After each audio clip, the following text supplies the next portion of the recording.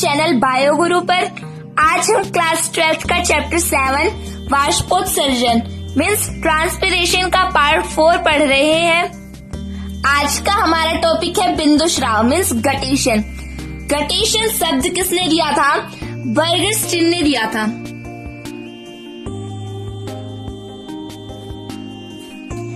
Guttation शब्द प्रतिपादित किया, यह शब्द दिया। इन्होंने बताया कि जो पत्ती होती है उसका क्षतिग्रस्त भाग और पत्तियों की जो पत्तियों के उपांतों से जल का छोटी छोटी, जैसे यहाँ पे हमने दिखाया रखा है, जल की छोटी छोटी बूंदों के रूप में श्राव होता है, जिसे बिंदु श्राव कहते हैं। किनसे? क्षतिग्रस्त भाग यानी इंज्योर्ड व पत्तियों के शिराओं से, यानी लीफ की जो मार्जिन्स होती है के शिराओं के उपांतों से, विंस मार्जिन होती है उनसे।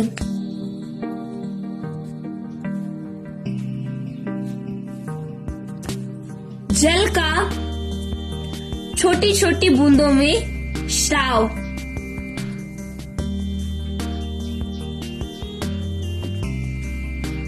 क्या कहलाता है? गटेशन मीन्स बिंदु श्राव।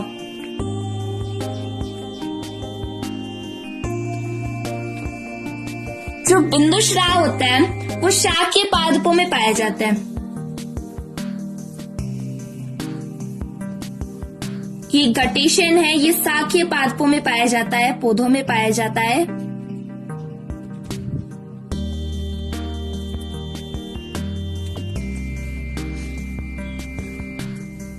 जो गटेशन है यानी बिंदु श्राव है, वो जड़ों द्वारा ज्यादा जल अवशोषण और कम वाष्पोत्सर्जन, यानी कि जो गटेशन की जो क्रिया होती है उसमें जड़ों के द्वारा जल का अवशोषण तो अधिक होता है, यानी जो रूट्स होती है यानी रूट हेयर होते हैं वो वाटर एब्जॉर्प्शन करते हैं रूट हेयर से, वो तो ज्यादा होगा, अधिक मात्रा में होगा। और जो वाष्पोत्सर्जन है यानी ट्रांसपिरेशन, वो कम होता है। उस समय ये क्रिया होती है। जल का अवशोषण अधिक कब होगा? या तो रात के समय में या सुबह सुबह के समय में, अर्ली मॉर्निंग कह सकते हैं।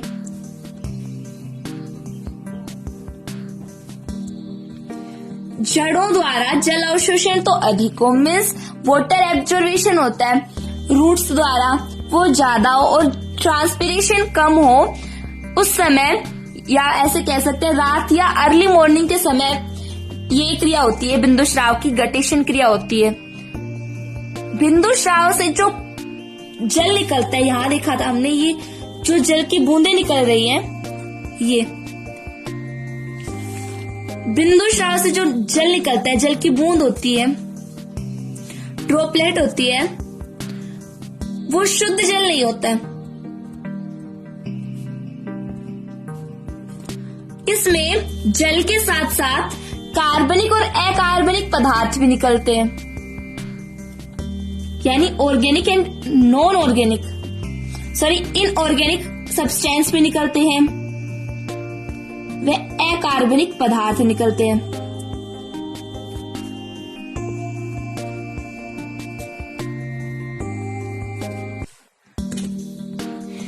बिंदु श्राव से जो जल निकलता है,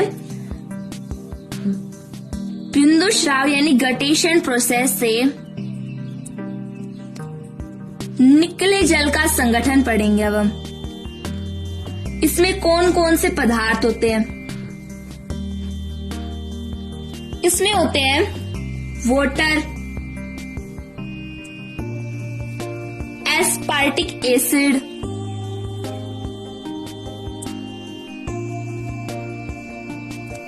एस्पार्टिक सॉल्ट,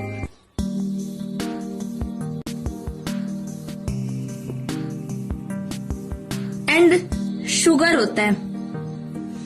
हमें कैसे पता चला कि बिंदु स्राव से जो जल की बूंदें निकल रही है उनमें ये होगा? तो ये जब वो जो जल की बूंदें निकलती है वो सूख जाती है और पत्ती पर जमा हो जाती है। उसका अवलोकन करने पर, उसका ऑब्जर्वेशन करने पर हमें पता चला कि इसमें वाटर, एस्पार्टिक एसिड और एस्पार्टिक साल्ट्स एंड शुगर होता है। जो बिंदु स्राव यानी घटेशन प्रोसेस किन के पादपों में होती है, उनके एग्जाम्पल्स देखते हैं अब हम। ये होती है अधिकांश घास में होती है, टमाटर के पौधों में होती है, आलू में होती है, अरबी में, पत्थर चट्टा में,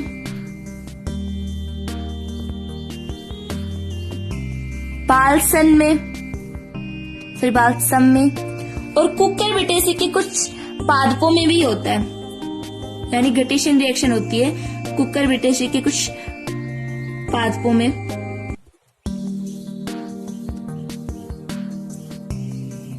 पत्थर चट्टा होते हैं, सेम ब्रायोफिल्म भी कहते हैं। ब्रायोफिल्म की जो लीफ होती है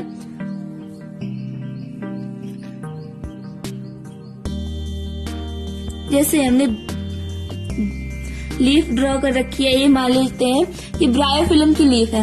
इसकी जो मार्जिन्स होती है, वेंस मार्जिन्स यानी शिराओं के जो पान होते हैं, उनसे यहां से जल की बूंद निकलती है। छोटी छोटी जल की बूंदों के रूप में श्राव होता है जल का, जिसे हम बिंदु श्राव कहते हैं। और जो घास होती है, ये घास है, इसकी टिप पर यानी शीर्ष भाग पर निकलती हैं जल की बूंदें। टमाटर के फल में भी ऐसे ही होता है, इसके फल पर निकलती हैं। अब हम है कि जलरंध्र किसे कहते हैं? जलरंध्र जो बिंदु श्राव यानी घटेशन की जो क्रिया होती है उसमें जल की हानि है वो पत्तियों की सिराओं से, हमने ऊपर देखा था, पत्तियों की शिराओं के उपांतों से यानी वेंस की जो मार्जिन्स हैं उनसे हो रहा था। यहाँ पे उपस्थित छोटे छोटे छिद्र होते हैं जिन्हें हम जलरंध्र कहते हैं। और जलरंध्र जिस भाग से जल निकलता है उसे हम जल छिद्र कहते हैं। देखिए अब हम यहाँ पे एक डायग्राम बनाते हैं, उसके माध्यम से समझेंगे। अभी हमने पढ़ा था कि जलरंध्र जो होते हैं वो पत्तियों की शिराओं पर यानी सिरों पर मार्जिन्स होती है, उन पर छोटे छोटे छिद्र होते हैं जिन्हें जलरंध्र कहते हैं। यहाँ पे हमने एक बड़ा डायग्राम बनाया हुआ है, ये देखिए। जो जलरंध्र होते हैं वो कलरलेस एपिडर्मल सेल्स से बने होते हैं, यानी कि रंगहीन अधिचर्मीय कोशिकाओं से बने होते हैं।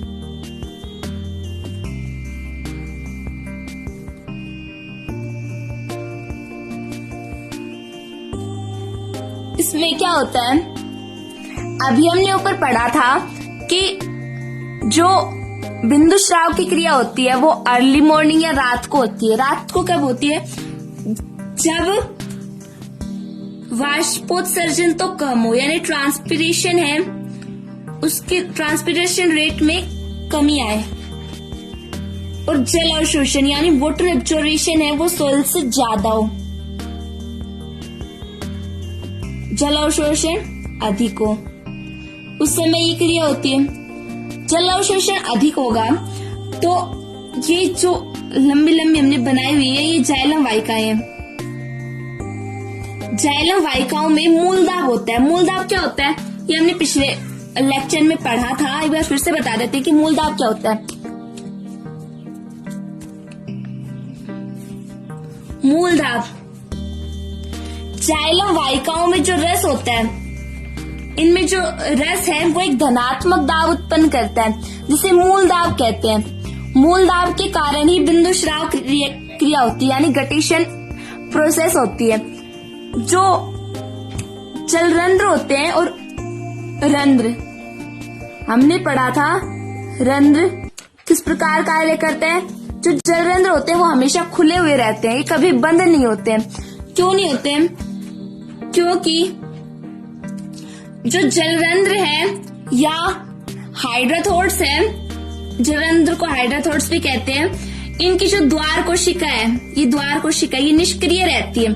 निष्क्रिय होने के कारण ये खुलते नहीं है, सॉरी बंद नहीं होते, हमेशा खुले रहते हैं। ये अंतर होता है रंध्र और जलरंध्र में। जलरंध्र तो इनकी जो द्वार कोशिकाएं होती है, हमने पिछले लेक्चर्स में पढ़ा था कि इसकी जो द्वार कोशिकाएं होती है वो सक्रिय होती है और स्फीत दाब बढ़ने के कारण और घटने के कारण ये खुलते हुए बंद होते हैं। लेकिन यहाँ पर जो जलरंध्र है उसकी द्वार कोशिका है वो निष्क्रिय है, इस कारण ये कभी बंद नहीं होते हैं। जलरंध्र से जिस छिद्र द्वारा जल बाहर निकलता है बूंदों के रूप में, उसे जल छिद्र कहते हैं। जल छिद्र यानी वाटर पोर कहते हैं। और जलरंध्र को हाइड्रोथोड्स कहते हैं और जल छिद्र को वाटर पोर कहते हैं। हमने देखा कि यहाँ पे जाइलम वाहिकाएं हैं, इनसे मूल दाब के कारण जो वाहिकाओं में वो जल है वो एपिथम में चला जाता है। एपिथम क्या है? ये मृदुता की कोशिकाओं से बने होते हैं। एपिथेम है, ये कोमल होते हैं और इनमें क्लोरोफिल यानी पर्णहरित नहीं पाया जाता। पर्णहरित इसमें नहीं पाया जाता है एपिथेम सेल्स में, जिससे एपिथेम कोशिकाओं से जो जल है वो जलरंध्र में आता है। जलरंध्र के बाद ये जल छिद्र के द्वारा बाहर निकल जाता है बूंदों के रूप में, जिसे हम कहते हैं बिंदु स्राव। इसमें मेन बात है कि जो जो बिंदु स्राव होता है यानी गैटेशन होता है वो मूल दाब के कारण होता है। मूल दाब के कारण बिंदु स्राव यानी गैटेशन रिएक्शन होती है, प्रोसेस होती है।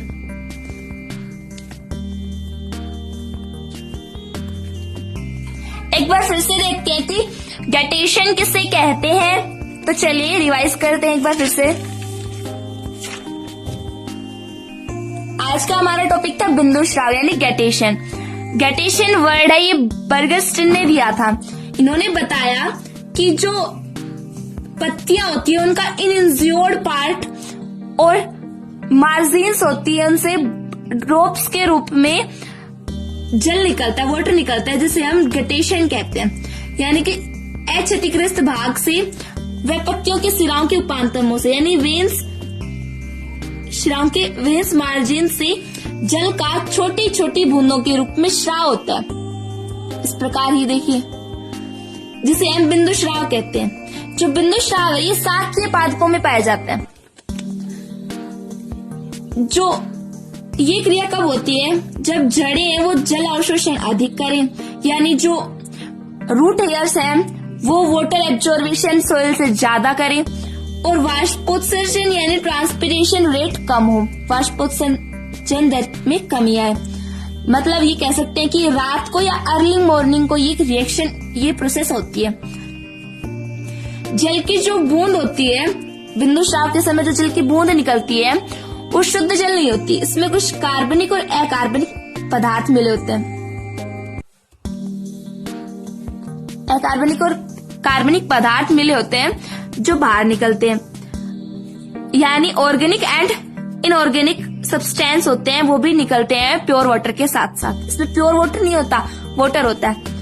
बिंदु स्राव यानी गैटेशन प्रोसेस से निकले जल का संगठन, यानी इसमें क्या क्या होते हैं? इसमें होता है water, aspartic acid, aspartic salts and sugar. हमें कैसे पता चला कि इसमें ये संगठन है? जब जो बिंदु स्राव के रूप से जो जल की बूंद बाहर निकली थी वो सूख जाती है और पत्ती पर जमा हो जाती है, जिसका एब्जॉर्बेशन करने के बाद हमें पता चला कि इसमें ये पदार्थ होते हैं वाटर, एस्पार्टिक एसिड, एस्पार्टिक लवण और शर्करा। इसके उदाहरण है घास। अधिकांश जो घासें आती है वो उसमें बिंदु स्राव होता है। टमाटर में, आलू, अरबी, पत्थर चट्टा यानी ब्रायोफिलम में, बालसम में और कुकुरबिटेसी के कुलीय पादपों में भी गैटेशन प्रोसेस होती है। जो घास होती है उसकी टिप पर यानी उसके शीर्ष भाग पर जल के रूप में छोटी छोटी बूंद निकल रही है जल की, इसे बिंदु स्राव कहते हैं। और जो ब्रायोफिलम है, पत्थर चट्टा है ब्रायोफिलम, इसमें क्या होता है? जो लीव्स होती है उसमें वेन्स मार्जिन्स पर यानी पत्तियों की शिराओं के उपांतों पर जल के रूप में छोटी छोटी बूंदें निकलती है। अब नेक्स्ट है हमारा जलरंध्र। जलरंध्र क्या होते हैं? हमने देखा था कि जो पत्तियां होती है उनमें बिंदु स्राव जहां से निकलता है वो छोटे छोटे छिद्रों से निकलता है, जैसे जलरंध्र कहते हैं। जलरंध्र जो है वो रंगीन अधिशरीय कोशिकाओं से बना होता है। यहाँ पे हमने डायग्राम के माध्यम से समझ लिया था। जलरंध्र से जल छिद्र द्वारा बाहर निकलता है, जिसे वाटर पोर्स भी कहते हैं। यहाँ पे वाष्पोत्सर्जन कम और जलावशोषण अधिक होने के कारण मूलदाब में वाहिकाओं जाइलम वाहिकाओं में मूलदाब उत्पन्न होता है। मूलदाब उत्पन्न होने के कारण जो जाइलम वाहिका रस है वो एपिथम यानी मृदुता की कोशिकाओं से बना होता है, जो कोमल और पर्णरहित हरित रहित होते हैं। एपिथम में चले जाते हैं। एपिथम में जाने के बाद ये द्वार कोशिकाओं में चला जाता है और जलरंध्र में जाने के बाद जल छिद्रों द्वारा बाहर निकाल दिया जाता है, जिससे बिंदुस्राव यानी गटेशन प्रोसेस होती है। इसमें जलरंध्र है वो हमेशा खुले हुए रहते हैं। क्यों रहते हैं?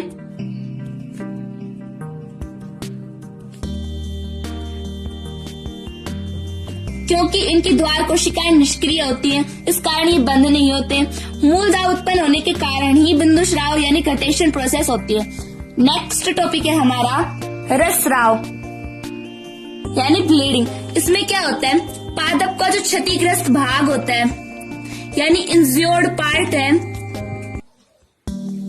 वहां से रस का बाहर आना, क्षतिग्रस्त भाग से रस का बाहर आना रसस्राव कहलाता है, ब्लीडिंग कहलाता है। रसस्राव में क्या होता है? जाइलम वाहिकाओं पर मूल दाब के कारण धनात्मक दाब लगता है। यहाँ पे जाइलम वाहिकाएं बनाई थी हमने, जाइलम वाहिकाएं हैं जिससे मूल दाब लगने के कारण एक धनात्मक दाब लगता है, जिससे जाइलम वाहिकाएं जो है वो क्षतिग्रस्त भाग से रस का स्राव करती है।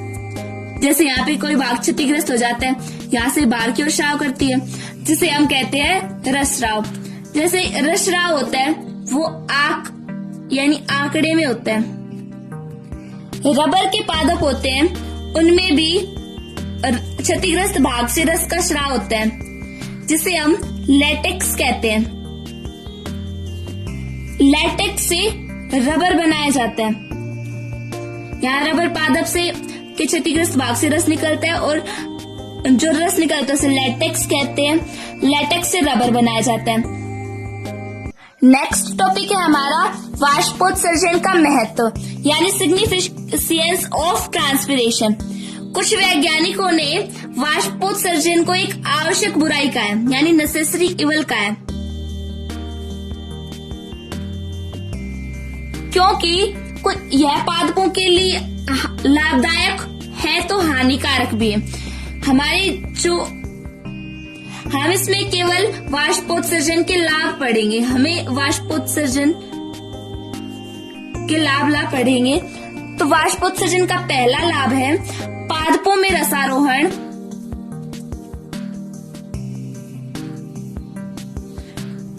वाष्पोत्सर्जन खिंचाव के कारण होता है। हमने पढ़ा था कि रसारोहण क्या होता है? मृदा से जल का अवशोषण है वो मूल रोमों द्वारा होता है। वाष्पोत्सर्जन खिंचाव होगा मीन्स वाष्प का उत्सर्जन होगा, इससे वाष्पोत्सर्जन खिंचाव होता है जिससे रसारोहण होगा। नेक्स्ट है वाष्पोत्सर्जन द्वारा पादपों में जल या खनिज पदार्थों का अवशोषण और स्थानांतरण। नेक्स्ट है वाष्पोत्सर्जन ट्रांसपीरेशन जो होता है वो पत्तियों के तापमान पर निर्भर करता है। कैसे निर्भर करता है ये हमने पिछले लेक्चर में जान लिया था।